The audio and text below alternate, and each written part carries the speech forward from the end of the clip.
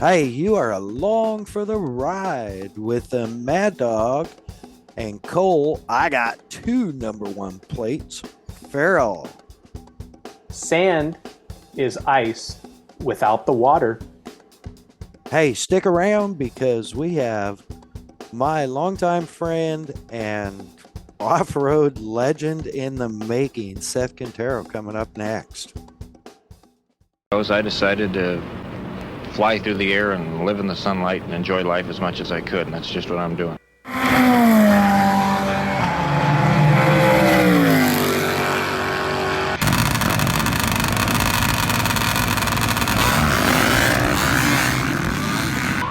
it's happening.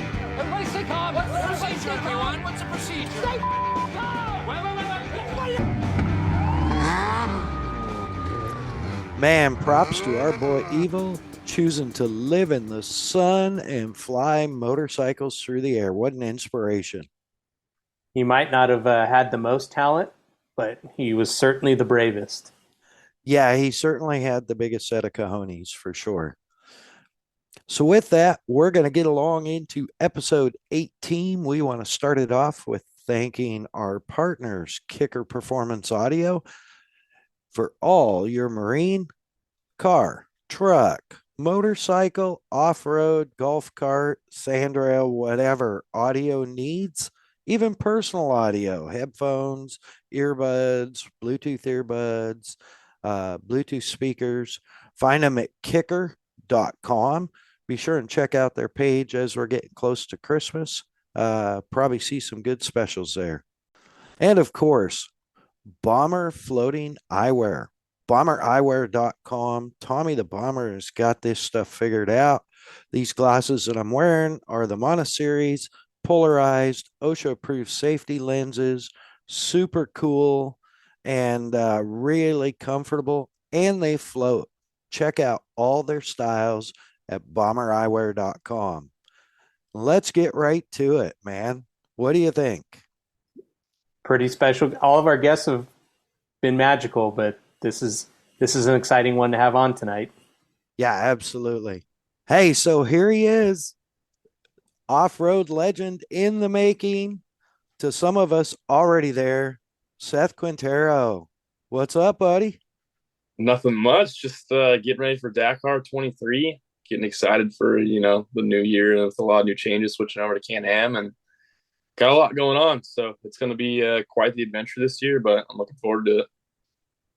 Yeah, I think you've pretty much been the talk of the town since Sand Scramble, bro.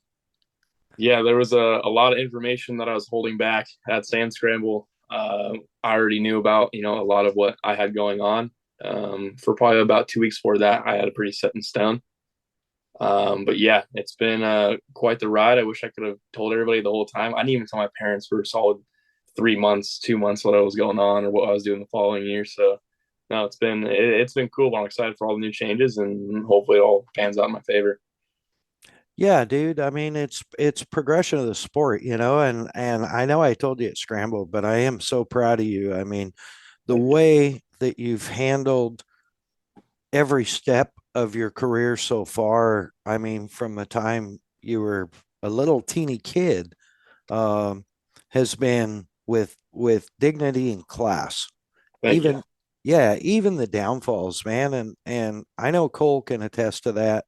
Last year, we followed you um, through your Instagram stories at the car, and man, that one day was pretty heartbreaking, and you still handled it with class and dignity.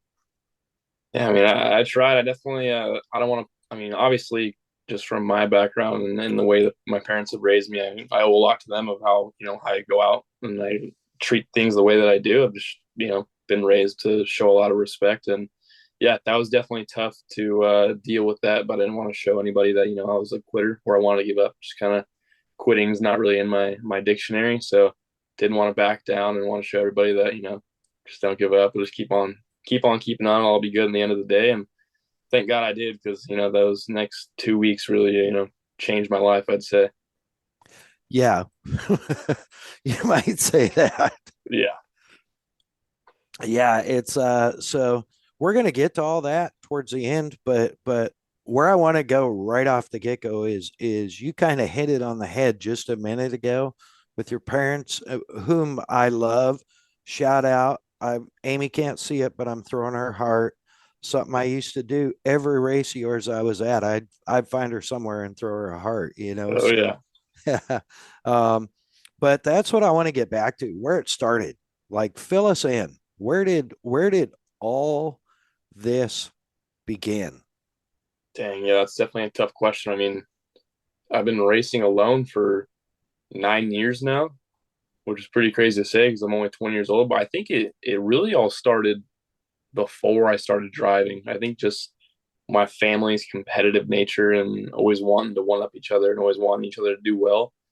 Um, Definitely stemmed from that. But obviously, going to the desert with my family, riding dirt bikes or, playing soccer, whatever it was, we were always just super competitive. And my uncle was actually working at a fabrication shop at the time that I was getting into, driving cars. I wasn't even necessarily thinking about racing at that point, just because the sport was so new. It really hadn't had it hit its burst yet.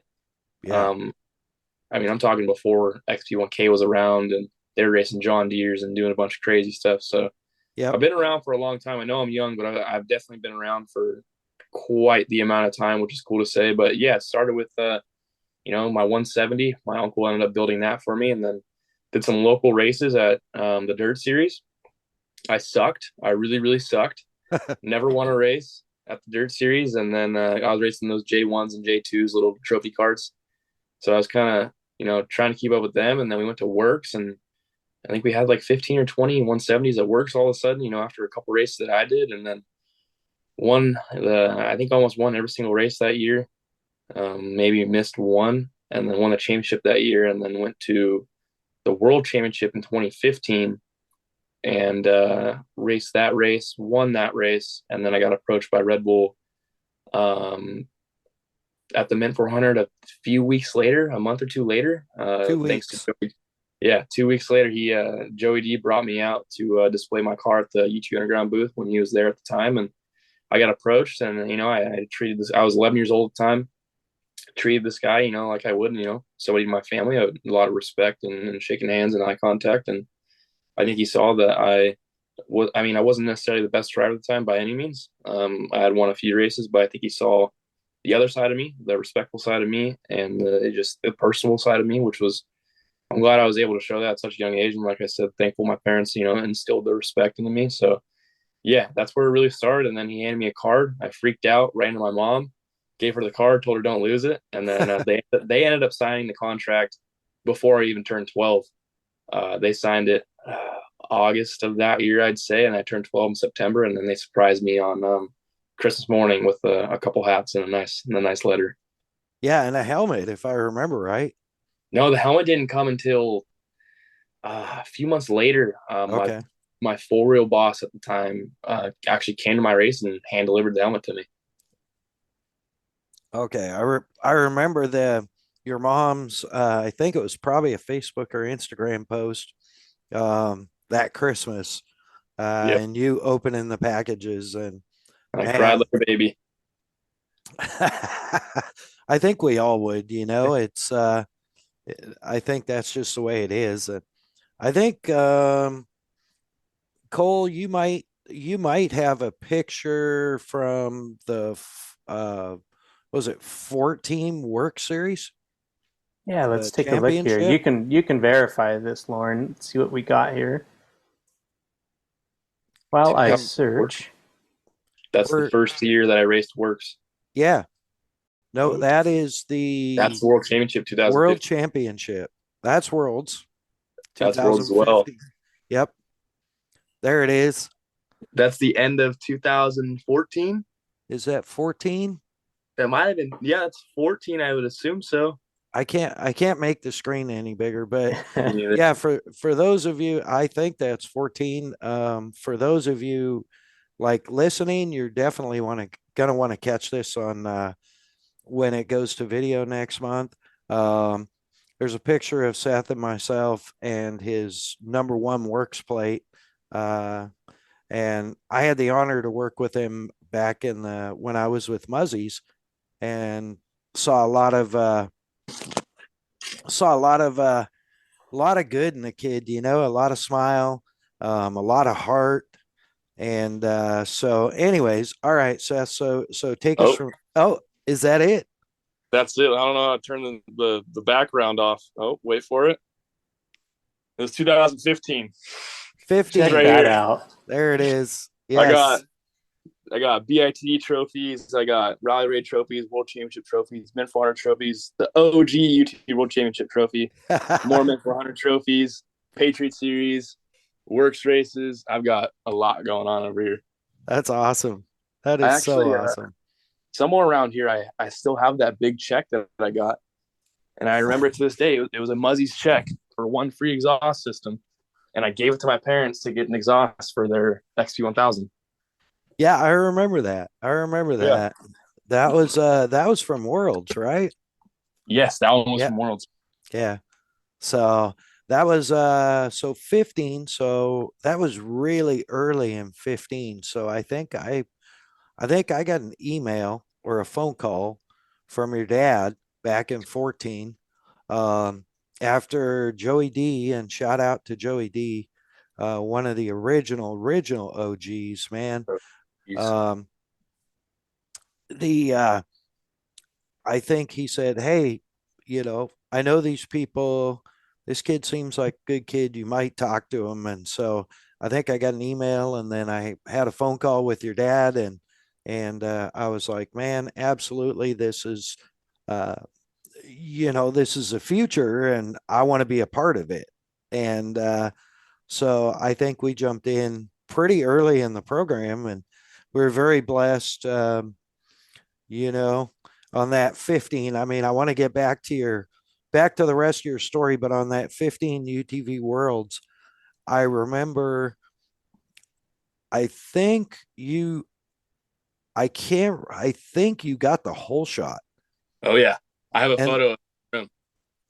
yeah, and then you were gone, man. And see, it kind of sucked for me because Rob Muzzy was set up on the pit side with Van Beekham's, and I was on the other side operating a booth. So I could see the start line, basically the entry start, the long run in. And then, you know, as that race went on, the 170 race, um, dude, the people kept coming by and congratulating me, you know, and I had no idea how that day was going to run out, but that was the first UTV World Championships and the first race in the first UTV World Championships was won by Seth, and he was one of my sponsored athletes. So, you know, I claim that like that was the fuse that ignited that day, buddy. Yep, that was definitely a day that I'll remember forever. And I mean, yeah, I remember we whole shot. There's a video of it. We whole shotted that race. I had my buddy Lincoln right behind me. And I knew he was fast. And then I believe he like derailed a chain or something, and then I kind of ran away. But the last two laps, I was blowing oil out the motor. I think at that time we finally had a big bore kit. It was our first drive with a big bore kit. It was like everybody had these big old mod motors. And I was like, all right, if we want to race, we want to go to Worlds. My parents bought me this big bore kit. I don't remember what CC it was or whatever. I think it was like a 180 something at the time. Now they're pushing like 2 something stock. Yeah. So maybe a 180 at the time. And at those times I was still carbureted. And so I think we still had the stock jetting in the car because we didn't have the time to figure everything out. So we had the stock jetting in the car. And the last 2 laps, I had the piston in my room actually. The last 2 laps, I was blowing smoke the whole entire. I was blowing smoke the whole entire way to the finish line. Wow. That's crazy. I remember seeing a trail of smoke on the last lap, and I was like, oh man, Yeah. that's hang in there, buddy. I think I even remember saying, hang in there, buddy, hang in there. Yep. Keep her down. I believe that piston is still in my room. I mean, I could check real quick, but I believe that piston is still sitting on my shelf. all the compression rings are welded and just the oil ring has a little bit of movement left. Yep. Here she is. That's the piston right there. All right, let me turn this off. I don't know why that keeps turning on. Background. Yeah, check this out. So that's the piston. And if you can see, I got a compression ring left. That's about it. These little pistons. And then I have this piston from, I'm going to say it's my 570. I think it is. And then you see the size difference. My hands are. Yeah. But yeah, this piston, I mean, if that one compression ring wouldn't have held on, I don't know what my career would have looked like by now. Well, I'm pretty sure that your talent, personality, abilities, and drive would have still gotten you through to where you are. Well, thank you. It's so post 2015, because you ran the 170 class in 15. We saw your championship there. That's the right after the championship banquet in 15. Sadly, Muzzy's closed, and but Seth Quintero carried on, man. So what was next? After that, we 2015 we did 170. 2016 we did the 570. Did that. Actually, that had a Muzzy exhaust on it still. That year, it still had a Muzzy exhaust on it because when I bought it, it had one. Yeah. Did that. I was racing against those Articat 700s and couldn't really keep up. I think we ended up getting second in the championship that year. And then 2017 is when I really took a stride. We kind of saw, the short course thing just not really what I wanted to do in a sense, and saw that sport wasn't really taking the next step. And so we did Works 2017, the pro stock class, got second in the championship there. But I did District 38, my first technically pro racing, and it was my first desert racing. We won the championship that year. 2018, wow, what did I do in 2018? 2018, I think I went to Best in the Desert. Mm-hmm. My first ever race was the Mint 400. Yep. Got second place right behind Dodge Pullman. And then went on to, get a couple top threes, couple top fives. 2019, we went undefeated in the Pro NA class. Won that championship. And then that was the year that I got asked if I wanted to, go and try to do some rally racing. Of course, I was all in for that. Wasn't 18 at that time, so I couldn't go race Dakar and do all the races with the guys. So my first one was 2021, 22, obviously.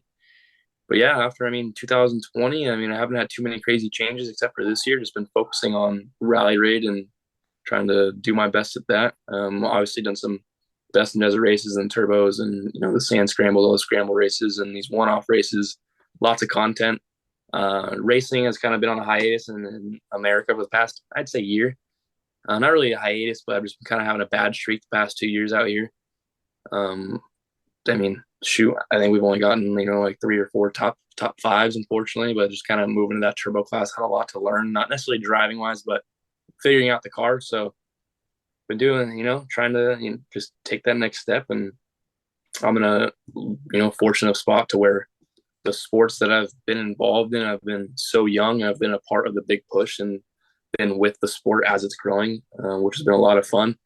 Rally raid has obviously already been developed, but to see it, I don't want to claim any credit, but to see America start looking at rally raid in a different way and wanting to watch it and having a lot more respect for it, kind of feel like it came in when I started coming in as well, which was very cool to have the support of the little red, white, and blue.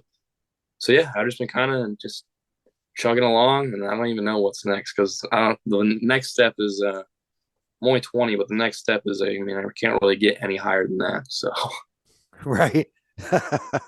Well, so I think the pinnacle of off road is coming very soon. that is super rad. Man,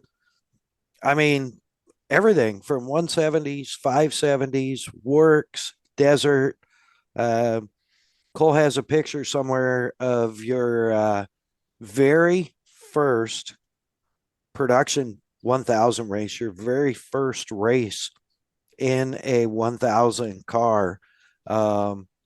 And I remember talking to you before the race. Oh my God, that was at Prim. Yes, it was. It was at Prim. It rained like hell. You were a nervous wreck before you I was got in the car. out. We duct taped my car pretty much closed so no mud would hit me. And I think I ended up getting third that weekend. Yeah, I believe you were on the podium. It was your first go. And I can remember after the race, you were upset that you didn't win. I was so pissed off. And I feel like an idiot to this day about that. I are upset, like very upset. And not necessarily like mad at anybody but myself. I was so mad at myself for not winning. Yeah. Well, you had such a case of the nerves getting into the car. Um, and I always told you and all the racers I worked with at Muzzy's, that strong, fast, and smooth, man. Um, and you had it.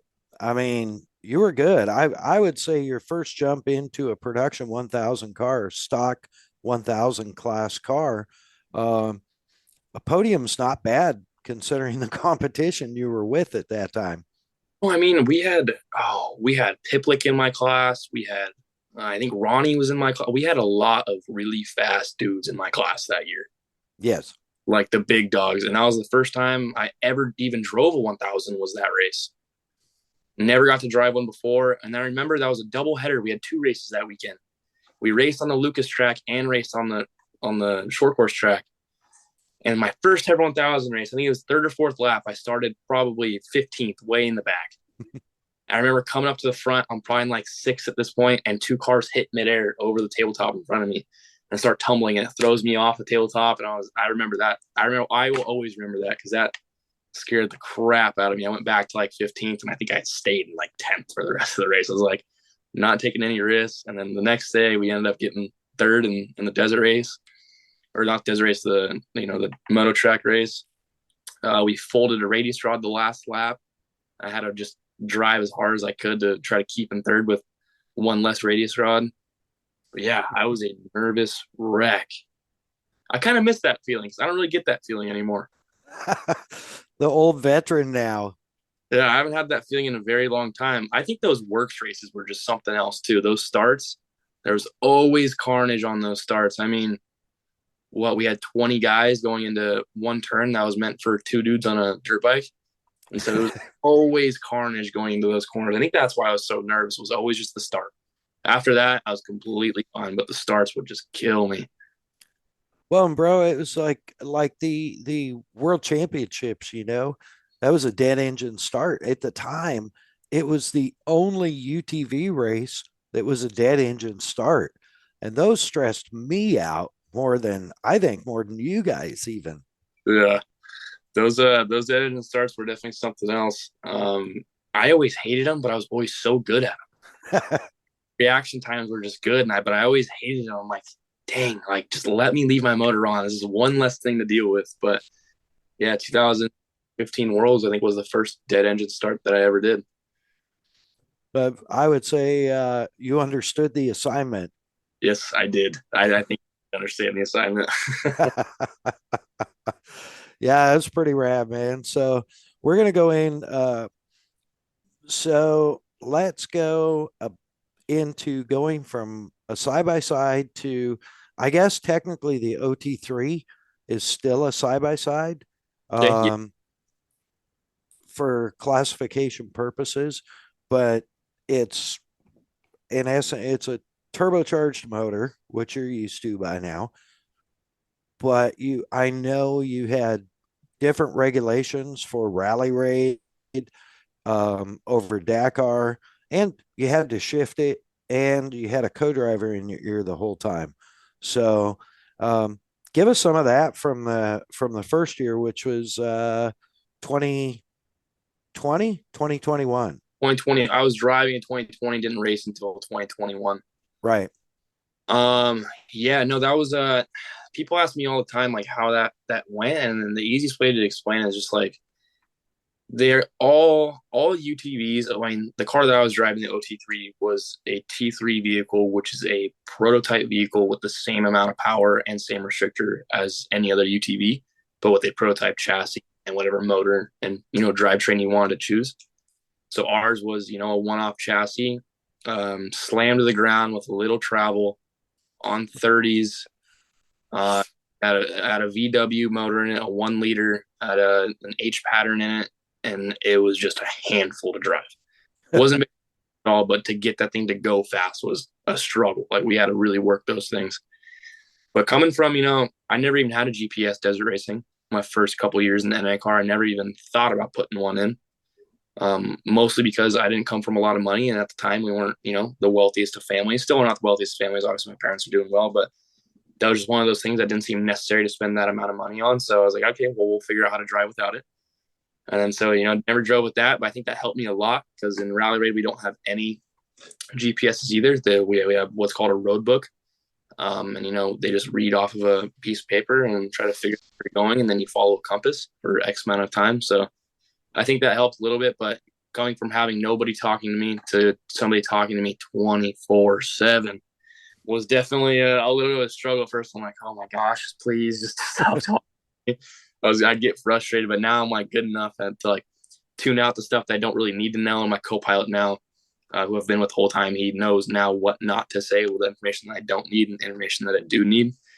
So we have a good mix there, but coming from, just racing and basically following a line and not being able to get lost to where there's no lines, there's no track, there's no people, you have no GPS, you have no phone, you have nothing.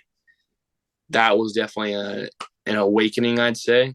The first ever time I ever saw a road book was at Dakar 2021. I had never seen a road book once in my life, never read a road book. My co-pilot had never read a road book. I met him on the airplane on the way to Saudi Arabia.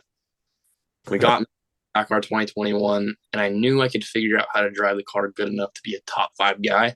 I didn't expect to be where I was so quickly. We had a lot of runs. I think I was, a top 5 guy from the get-go. And then just was a very consistent driver all the way up to stage 9, I'd say. I believe we won stage 9. There's 12 stages that year. We won stage 9. Youngest to ever win a stage in all of rally history. 18 and 2-3 months or something like that. And then stage 10, we were leading the overall rally. It was crazy. We're leading the overall rally, and we had 2 stages to go. I think it was another 500 kilometers, 600 kilometers. And, we would have taken it home. But we had a transmission failure halfway through stage 10. It took us 16 total hours from the start of the stage to by the time we got to the, back to the bivouac or the pits, whatever you want to call it. Team got the car fixed within 2.5, 3 hours. The car had no front end on it because I was getting towed by a car that was just ripping me all over the place. Basically ripped the chassis in half. Got that done. I got back in my camper at about 5:45 that morning. Slept until 7 and then went racing at 7:30. So that was definitely the adventure, and then ended up winning stage 11. And then I think at that point, stage 12, I was like, okay, we're either going to win or we're going to break just this last stage. And then ended up having a couple issues. I'm like, okay, let's just drive to the finish line. This is over. We're done. Let's get home. And then, 2021, the whole year, had a lot of fun racing. Made some decisions in my career that I'm now very thankful for. I took a leap of faith into trusting myself and trusting people around me to go race in Europe. There was definitely some backlash from a couple of my sponsors about that. Some people weren't too happy that I wanted to pursue, racing and I was still racing in the United States, all the races that I was, contracted to do, but I wasn't spending as much time in the United States. And I don't know if they saw it as me wanting to step away or what it was, but there were some unhappy people. But looking back at it now, I'm very thankful that, I made that decision and people around me supported me. The main core around me supported me into that decision.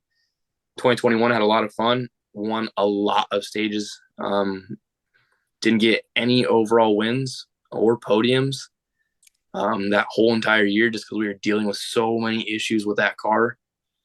And then came into 2022, and in 2022, I just came in pissed off. I was like, okay, something change here. I haven't won an overall in way too long. Like, I've won a lot of stages. It's time. That's so awesome. Went into Dakar 2022, won qualifying by a couple seconds over, a rally car champion, which I was very proud of. Won the first stage, went into the second stage, had a 7-minute lead with 30 kilometers to go. And for those of you Americans, I think that's almost 20 miles, 22 miles, I'd say. 22 miles to the finish line of pure dunes. Then you know how long it takes to get 22 miles in the dunes, but ended up having a rear diff fail on us. I'm like, okay, air down, let's get to the finish line. I don't even care. We can make up X amount of time. We got 2 weeks left. We were up by, I think, 5-6 minutes overall at this point, because the stage before was a mess for everybody, and we're lucky enough to win that one. But stage 2 ended up losing the rear diff, and then ultimately lost the front diff. And then didn't make it to the finish line in time. Not necessarily that would have mattered, just because the amount of competition that's in the T3 class is very impressive. So to make up, hours is basically impossible, I'd say, with, the amount of people. But made it to the finish line. We got a 16-hour time penalty for not making it to the finish line in the allotted time. So at that point, I understood that my rally is basically over. And then I kind of just looked at my phone, to be honest, and I posted that stuff of me getting back late. I think I got back at 4 a.m. on that one too. Very, very late. And to be honest, I'll be completely transparent and honest. I really wanted to give up at that point. I had talked to my boss at Red Bull that was really helping out the team and running the team. And I walked up to him. I said, I'm done. I can't do it. I had dealt with so many heartbreaks like this so many times in the past year, 2 years, that I couldn't do it. And he said, just give yourself one more day. And I kept saying no. And then looked at my phone and saw the messages the next morning. And I was like, okay, I got a lot of people I'm gonna let down right now if I don't do this. So I don't think if it wasn't for, all the messages and him telling me that, I probably would have just tried to give up at that point. But got back in the car and won every single day until the last day, and won that day and broke the record of winning the most stages ever in Dakar history. I have all in one single rally, and now I have the most stage wins out of any T3 driver, which is awesome. Some of these dudes been driving for 6-7 years, and I came in swinging, and now we have that title as well. So yeah, it's been quite the adventure. I can go on for hours and hours and hours about Dakar stories, and it's kind of hard to remember all of them because there's so many, but it's definitely been a wild ride, to say the least. Well, and people, there was people, how come he's breaking the car in 21? It's just, I'm sure you had to deal with some of that, gunslinging American, going cowboy on the car. But people that understand that truly was a prototype car. I mean, that wasn't something that came out of an assembly plant. That was something that they said, well, let's put this and this and this. I mean, I saw that car or a version of it last year at Sand Scramble, and I was like, holy cow. How did he win a stage against, a production, in essence, a production vehicle? How did he win a stage in this car? Yeah, no, to drive a prototype vehicle and that's what I thought was really cool about that too, is I got to be a part of developing a whole entire vehicle, and I had a lot of big say in that. Absolutely. Had a lot of issues, obviously, but I think the issues made my career so far that much sweeter. Just, the little victories that I have had made it, a lot sweeter. So yeah, it's definitely a struggle getting to the point to where we were competitive. And once we got to the competitiveness, we couldn't hold on to the reliability part of it. And I think people that didn't see the inside or understand what was going on definitely had some say about I was driving the car too hard or whatever it was. And to be honest, I could have definitely destroyed that car if I drove it as hard as I could, but I just found the right pace and the smartest pace, and I'm set it over again. It's like I can turn it up a notch when I need to turn it up a notch, but I feel like I have a very smart and smooth pace. I won't say I'm the fastest driver, but I think I'm one of the smarter drivers when it comes to pace and trying to, hold on to a car. My consistency has been pretty good. And then when I got in that car, it was just kind of hard to back that up with not really having any assembly or major manufacturer support behind it. So Yeah, definitely had some backlash on that, and I got frustrated as well. Not necessarily at myself because I understood, and thank God I did. I understood the situation that I was in. That it's going to take some time to get to the point where we want to get to. And honestly, even Dakar 2022, we weren't even at that point yet. We were breaking front diffs and rear diffs left and right. 2 months before, I think November time, I was racing in Abu Dhabi. I actually almost missed 2022 Dakar, which I have not told a lot of people about at all. I never made a post about it because I didn't want to worry anybody. I didn't even tell my own mom that I was in a hospital in Abu Dhabi. Like I didn't tell anybody. Oh, wow. Yeah. So, oh, dogs.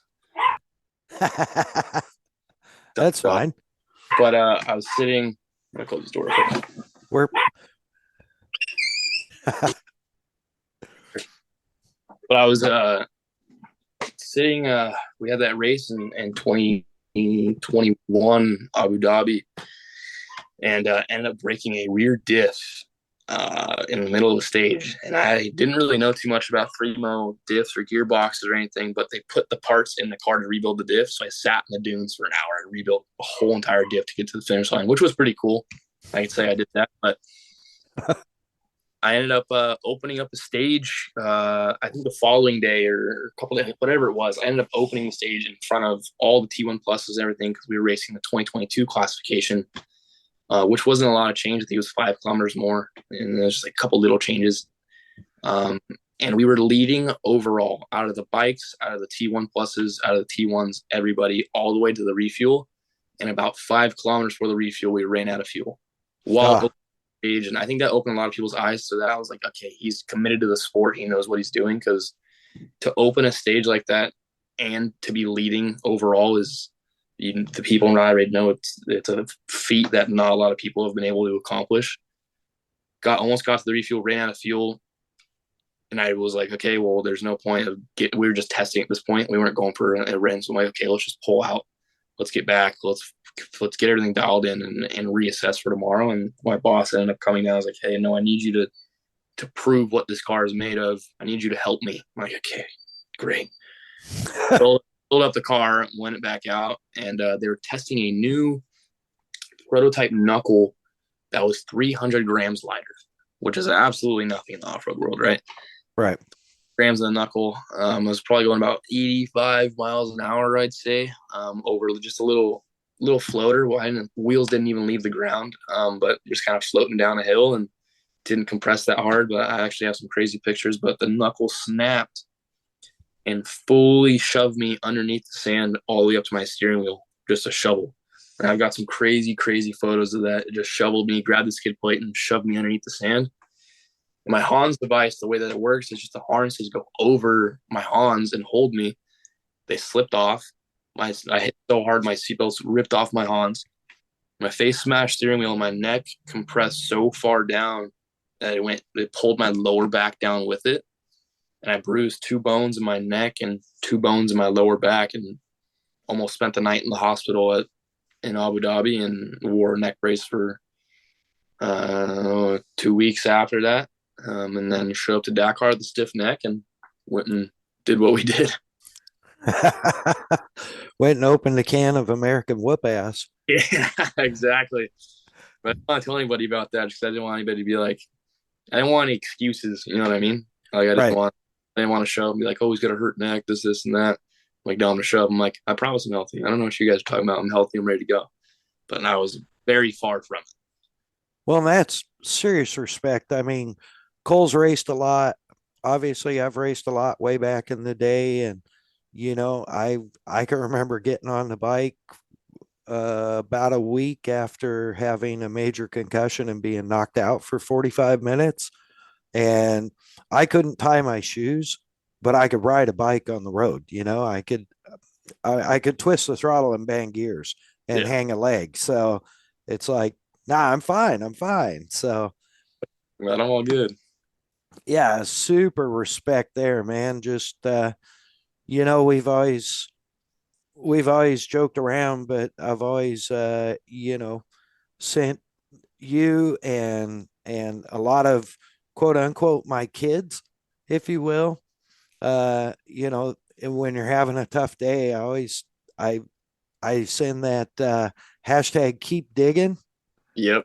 and hashtag persevere in the positive, Yep. and you really did last year. I know that breakdown was heartbreaking. You could see it in your face. But to dig back in and keep digging and go, all right, well, here's what we got.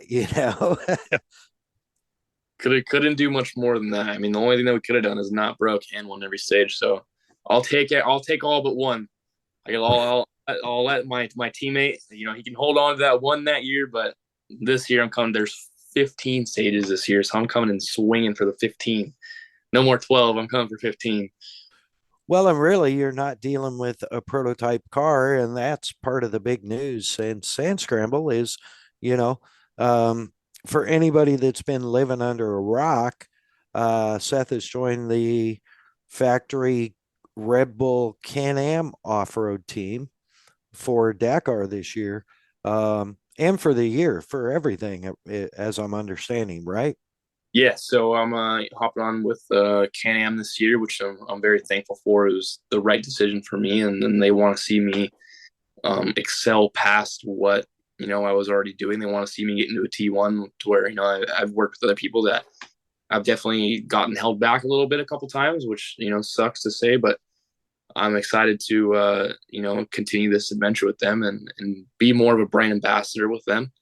Obviously going to be racing in Can-Am a lot, but they're excited to start pushing out content and be along with me on the ride to the next step. And they know that there's bigger things out there, and they respect it, and they want me to go and continue to do those things. So very thankful to have Can-Am on board and be able to do that, because it's nice to be able to come back home and still be able to represent somebody rather than coming back and just kind of being a nobody at home. I definitely want to have a presence in the States still. I got a lot of fight left in me here, and there's a lot of fast drivers I want to go and battle with. So thankful to be joining Can-Am. But yeah, definitely I've had a lot of big news, and then going to be racing the 500 this year, Vegas to Reno, the Mint 400, and King of the Hammers.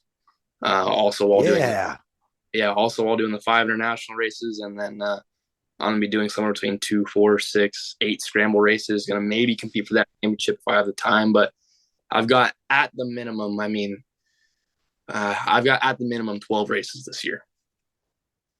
It's a good thing you're young. Yeah, I feel like I've lived quite a few lifetimes at this point. I feel like I'm getting old. I've done a lot so far. I've traveled the world a couple times and tried to be a businessman since I was 12 years old, 11 years old, and still to this day trying to be my own manager and agent and driver and mechanic and logistics coordinator and all the above. So I definitely feel like I've lived a few lifetimes, and my brain's getting old, my body's getting old, but my soul's young. Well, if you ever need a hand, the old Mad Dog, the body's kind of old, but the mind still thinks he's 17. So anytime you need somebody, you call me. I'm there. Oh man. I had to laugh when you said you didn't want to come back to the States and be a nobody, because your mom will tell everybody he's still a nobody. My mom, I'll say it too. To this day, I think that's why I have so much fun making fun of myself. I don't know what. I tell everybody that I suck. My mom especially, she still makes fun of me to this day. She's like, well, if you didn't win 13 stages, you only won 12. She just gives me so much crap for anything. And vicious. She definitely keeps me humble. I'm not saying I'm not humble, but she definitely humbles me every once in a while. Dude, you are probably one of the most humble racers I have ever dealt with. Oh, thank you. For sure. Cole, I know you probably have a couple of questions about Cole is a study. So, Seth, Cole is a study in rally, and your books and guides. And he's a huge motorcycle Dakar fan.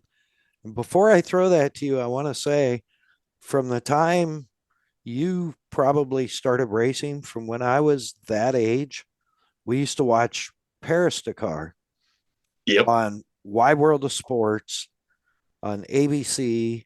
I was in the Yukon Territory in Canada, and I can remember watching that, and one of my lifetime dreams was to race the car, and I wanted to race it on a. You'll have to Google this because they actually did exist. The old Can-Am 350 two-stroke motorcycles. Oh no, I've seen them. No, I've Yeah, seen. Yeah, I was at Blackmore Ranch not too long ago, and I saw a restored one.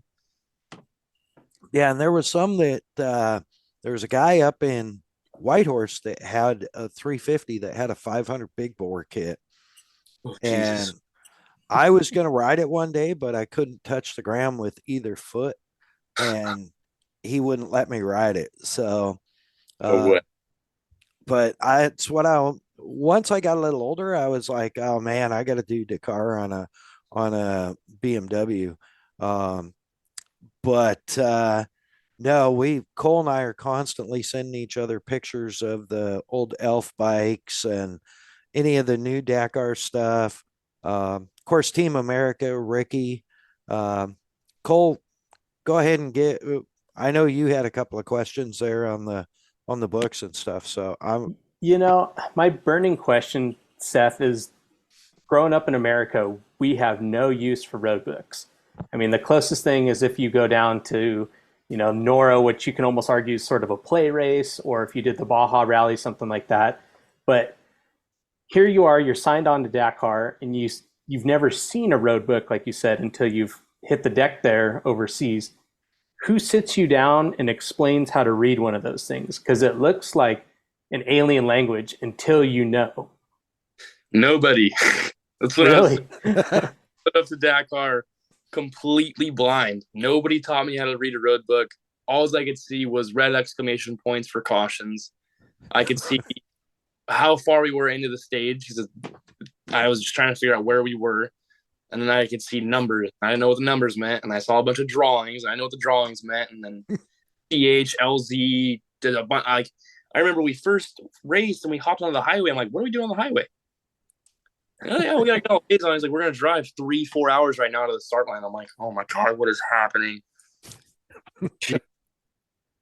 That's so crazy because it's like I know that you go into everything prepared, and like you said, you're your own businessman and your own travel agent. So just the fact that you're on the ground in or racing Dakar without that knowledge, like that's the craziest answer you could have given me right there.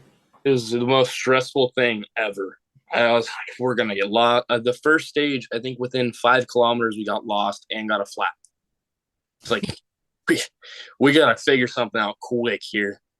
And then actually the first stage too, I had to stop because somebody broke their femur and had some internal bleeding. And so I was there waiting for the helicopter. I'm like, oh my God, this is crazy. What am I doing here? This is only day one. Like, this is a handful.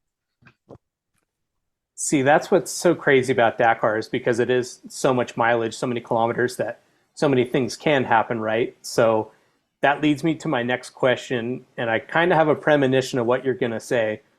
But compared to everything you've done, I feel like Dakar is not a fun race. It's a self-gratifying race when it's over. Is there any truth to that? There's a quote that I've been quoted on 10 times in the past week at least. I said, Dakar is the most fun and miserable 2 weeks of your life. And that's the only way to put that race, because that race, I'll be completely honest, is the most grueling, tiring, frustrating, mentally straining race you'll ever do.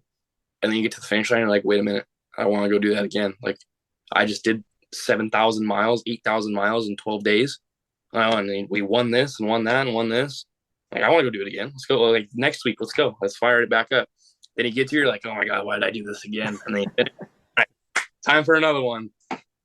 I'm glad that race is only once a year, because like you can go an Ironman the 500, you can go Ironman the 250, you can go Ironman any Baja race, and respect to you, a lot of respect to you for doing that. But when you're doing a Baja 500 to a Baja 1000 every day for 2 weeks, a little over 2 weeks straight, that's when you're like, what am I doing right now? Like you question yourself so much. You're like, why am I doing this again? And then you realize how much you love it. You have all those good memories. You know, the amount of memories that I've made at Dakar alone is like 10 lifetimes worth. I mean, I can go back and think about them all, whether it's landing on a dead camel, or getting ran over by a garbage truck or getting hit way, or all these crazy scenarios, and it's like all the helicopters flying over at you, and it's like I have so many crazy stories. Yeah, that's awesome. I mean, it's an endless amount of stories, right? And you're not the only one. So I'm sure that there could just be encyclopedias of stories and stories, and there's probably stuff that you're not even going to remember for 10 years from now, and you're going to go, oh yeah, I hit a camel, I the garbage truck thing. I mean, that's what other race can you say that, Exactly. I've said it a few times, and it's like it's so hard for me to jog my memory of any Dakar memories because there's so many. But as soon as somebody brings like something relevant of like one of my memories, like it all comes back quickly. And I'm like, oh my god, wait, this all happened. Like this was 2 weeks of this. I'm like, oh yeah, oh I got a few stories about that. So it's like I gotta like get somebody to ask me something that'll like jog it back going. But there's just so many that like my mind's flooded with them that I can't even think about them. That's awesome. we should later in the year we should get you back on just and do Dakar stories. Let's do it right after Dakar this year. Hell yeah. Dude, Yeah. you're so busy that I'm so grateful that you took the time to spend a little time with us. I know we're running up on our time here. Aren't we, Cole? Yeah, we're right there, and Okay. our boys got to get ready to fly across the world. So No, Yeah. literally, I was sitting there and you had texted me, and I was sitting there and I'm packing, and then you text me again, and I'm like, wait, what's going on here? I'm like, oh heck yeah, I want to do the podcast. Let's go. I love talking about old stories. And then today I was getting ready, doing my flights, got my visa for Saudi, and I was shopping, and I was like, oh wait, I got a podcast, dude. I've been looking forward to this all day. So thanks for having me. Oh man, thank you. And you pack lots of ramen for your trip. 14 packs. One trip. Oh man, I love you, kid. Yeah, well, we've had a lot of fun memories together, and it's definitely not even close to over. Yeah, for sure. And I wanna, without going out on a limb, I've been in side by sides and the off road and side by side industry since about '07, since rhinos were cool.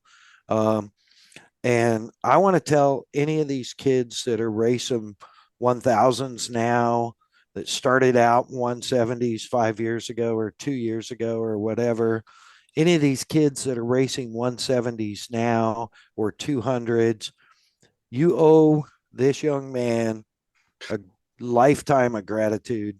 He set the bar. Like you said, when you started, there was almost nobody doing it. And the other side of that is I want to thank you and take this opportunity with hopefully without getting too emotional, but thank you for one handing me my first UTV world championship ever. Um, and for two, always being awesome. Thank you. Like you have always been my friend, my boy. I mean, I know you probably don't like it, but you'll probably always be Low Man 103 to me, dude. Oh dang it! I thought that was gonna die.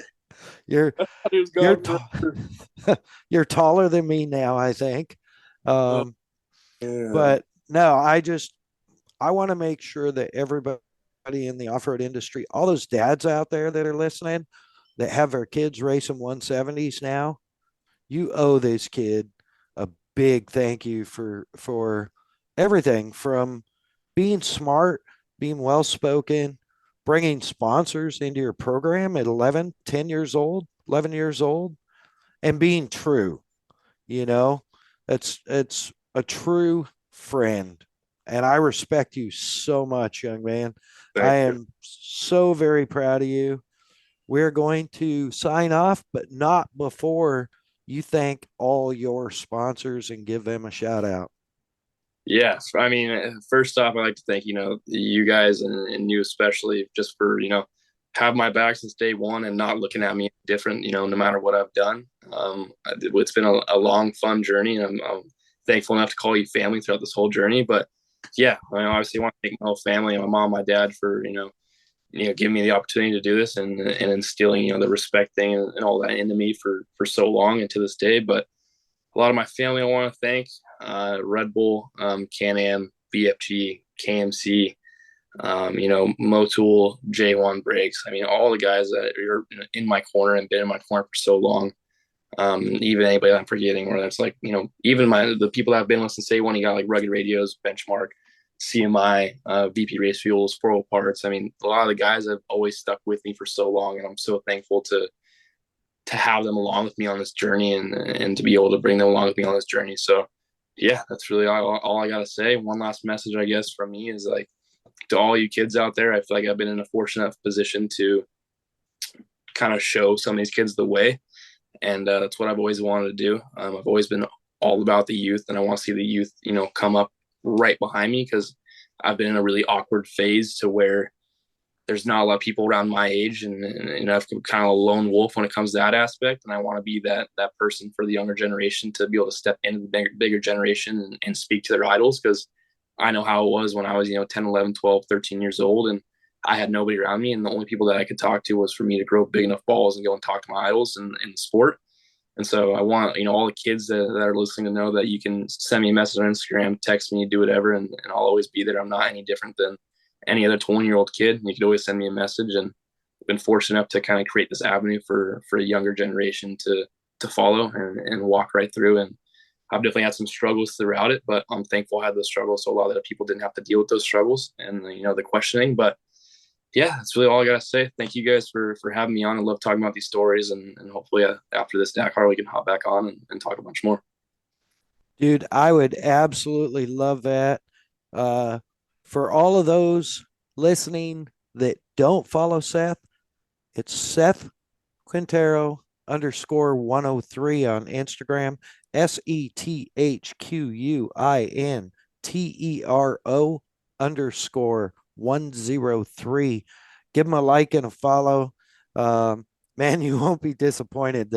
The uh, uh, the content is always entertaining. I'm a professional fun haver. It's the best way to describe me. I'm a professional fun haver and a mediocre race car driver. I don't know. I think maybe a little a professional of both. And yeah, with that, I also want to thank your parents. Um, they're such awesome people. Aaron, Amy, Sure. love you guys. Your sister, your little niece, your little nephew, dude, Yep. so rad. No. And so we're going to do a rapid fire, and then we're going to sign off. I just want to thank my partners real quick before we do the rapid fire, and that's Kicker Audio, kicker.com, Bomber Floating Eyewear, bombereyewear.com, at the Premix Podcast on Instagram for all your desert racing pictures, and of course at Kelsey Morrell Film, which that part will all make sense here in about a month. So, all right, we're going to a rapid fire. You ready? I'm ready. All right. I can hardly read my own writing, dude. Mike and Ike's or Skittles? Skittles. Blue or red? Ooh, I've always been a blue guy, but I'm starting to lean towards red. Snappets or mortars? Mortars. Cole? Glamis or You got Ocotillo? I love you, Ocotillo, and I have a lot of respect for you for creating my career, but I love you, Glamis, and I'm going to go to Glamis. Nice. Sugar cookies or snickerdoodles? Snickerdoodles all the way. Sweeping or vacuuming? Vacuuming. There's way too much motion going on with sweeping. Frustrated. And those of us that know you know the answer to this, but I got to ask, Fritos or Cheetos? Ooh, Cheetos every day of the week. Yeah, I knew that one. Yeah. With that, my buddy, good luck. Have a Merry Christmas. Give your fam a great big hug for me. I love you. Safe travels. Cole, what do you got? Thanks for holding it down for the Americans. That's all I got. Yeah, buddy. If y'all represent the red, white, and blue every day of the week. Yeah, love it. With Sweet. that, I think you got any parting words, Seth? No. All I'm gonna say is be on the lookout for Dakar 2023 for a big old American flag to be hung on the top step of the podium this year. Yee yee. Love it. With that, we'll go. Mad Dog out.